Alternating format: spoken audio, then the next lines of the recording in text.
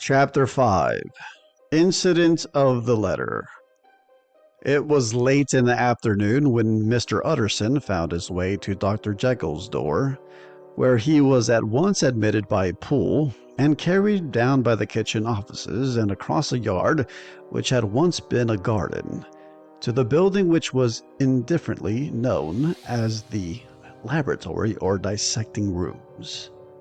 The doctor had bought the house from the heirs of a celebrated surgeon, and his own tastes, being rather chemical than anatomical, had changed the destination of the block at the bottom of the garden. It was the first time that the lawyer had been received in that part of his friend's quarters, and he eyed the dingy, windowless structure with curiosity and gazed round with a distasteful sense of strangeness as he crossed the theatre, once crowded with eager students and now lying gaunt and silent, the tables laden with chemical apparatus, the floors strewn with crates and littered with packing straw, and the light falling dimly through the foggy cupola. At the further end, a flight of stairs mounted to a door covered with red baize, and through this, Mr. Utterson was at last received into the doctor's cabinet. It was a large room fitted round with glass presses, furnished, among other things, with cheval glass and business table, and looking out upon the court by 3 dusty windows barred with iron. The fire burned in the grate. A lamp was set lighted on the chimney shelf, for even in the houses the fog began to lie thickly, and there, close up to the warmth, sat Dr. Jekyll, looking deathly sick. He did not rise to meet his visitor, but held out a cold hand and bade him welcome in a changed voice. "And now," said Mr. Utterson, as soon as Poole had left them, "you have heard the news?" The doctor shuddered. "They were trying it in the square," he said. "I heard them in my dining room." "One word," said the lawyer. "Carew was my client, but so are you, and I want to know what I am doing. You have not been mad enough to hide this fellow." "Utterson, I swear to God," cried the doctor. "I swear to God I will never set my eyes on him again. I bind my honor to you that I am done with him in this world. It is all at an end, and indeed he does not want my help. You do not know him as I do. He is safe. He is quite safe. Mark my words, he will never more be heard of." The lawyer listened gloomingly. He did not like his friend's feverish manner. "You seem pretty sure of him," said he, "and for your sake I hope you may be right. If it came to a trial, your name might appear." "I am quite sure of him," replied Jekyll. "I have grounds for certainty that I cannot share with anyone. But there is one thing on which you may advise me. I have received the letter, and I am at loss whether I should show it to the police. I should like to leave it in your hands, Utterson. You would judge wisely. I am sure I have so great a trust in you." "You fear, I suppose, that it might lead to his detection?" asked the lawyer. "No, I cannot say that I care what becomes of Hyde. I am quite done with him. I was thinking of my own character, which this hateful business has rather exposed." Utterson ruminated a while. He was surprised at his friend's selfishness, and yet relieved by it. "Well," said he at last, "let me see the letter." The letter was written in an odd, upright hand, and signed Edward Hyde, and it signified briefly enough that the writer's benefactor, Dr. Jekyll, whom he had long so unworthily repaid for 1,000 generosities, need labor under no alarm for his safety, as he had means of escape on which he placed a sure dependence. The lawyer liked this letter well enough. It put a better color on the intimacy than he had looked for, and he blamed himself for some of his past suspicions. "Have you the envelope?" he asked. "I burned it," replied Jekyll, "before I thought what I was about, but it bore no postmark. The note was handed in." "Shall I keep this and sleep upon it?" asked Utterson. "I wish you to judge for me entirely," was the reply. "I have lost confidence in myself." "Well, I shall consider," returned the lawyer. "Now one word more. It was Hyde who dictated the terms in your will about that disappearance." The doctor seemed seized with a qualm of faintness. He shut his mouth tight and nodded.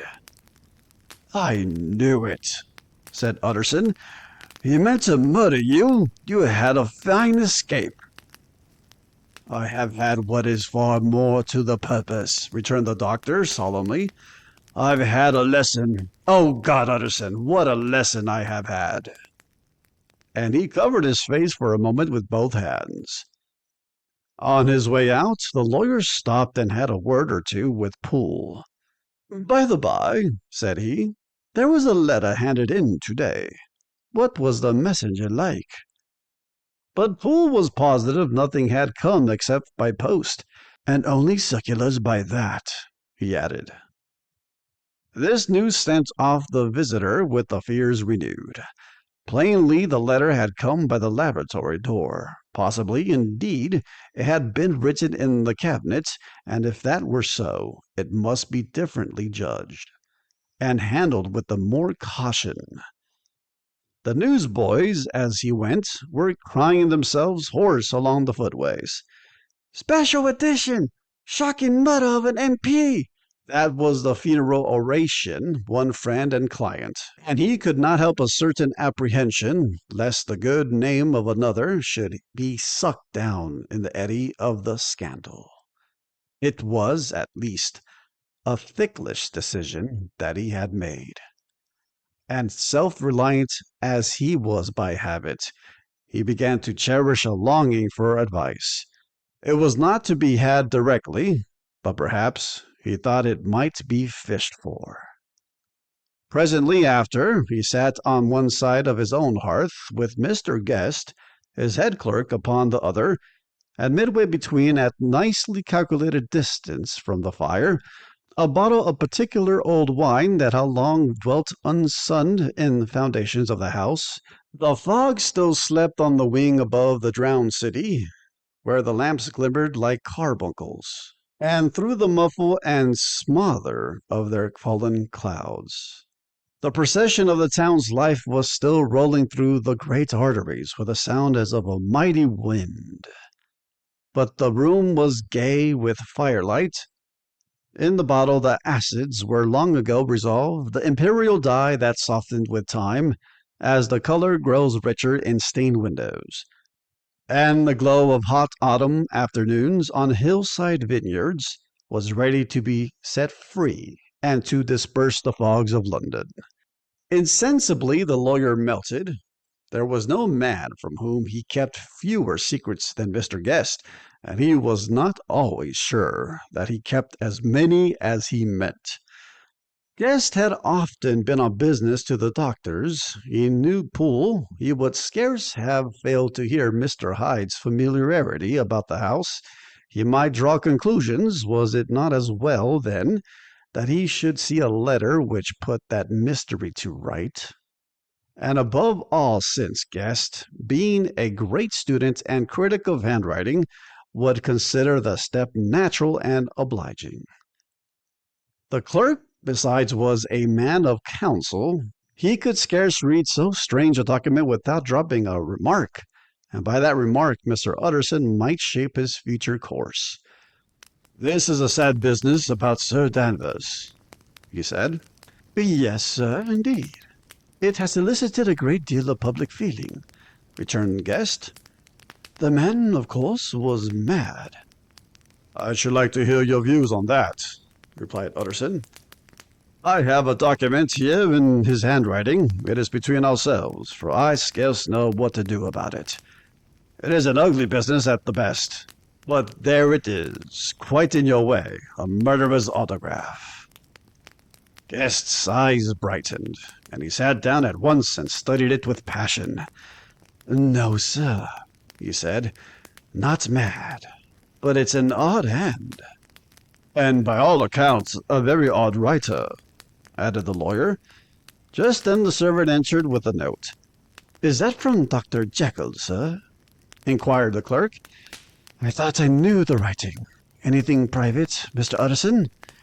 Only an invitation to dinner. Why? Do you want to see it? One moment. I thank you, sir. And the clerk laid the 2 sheets of paper alongside and sedulously compared their contents. Thank you, sir, he said at last, returning both. It's a very interesting autograph. There was a pause, during which Mr. Utterson struggled with himself. Why do you compare them, guest? He inquired suddenly. Well, sir, returned the clerk, there is a rather singular resemblance. The 2 hands are in many points identical, only differently sloped. Rather quaint, said Utterson. It is, as you say, rather quaint, returned Guest. I wouldn't speak of this note, you know, said the master. No, sir, said the clerk. I understand. But no sooner was Mr. Utterson alone that night than he locked the note into his safe, where it reposed from that time forward. What? He thought. Henry Jekyll forged for a murderer! And his blood ran cold in his veins.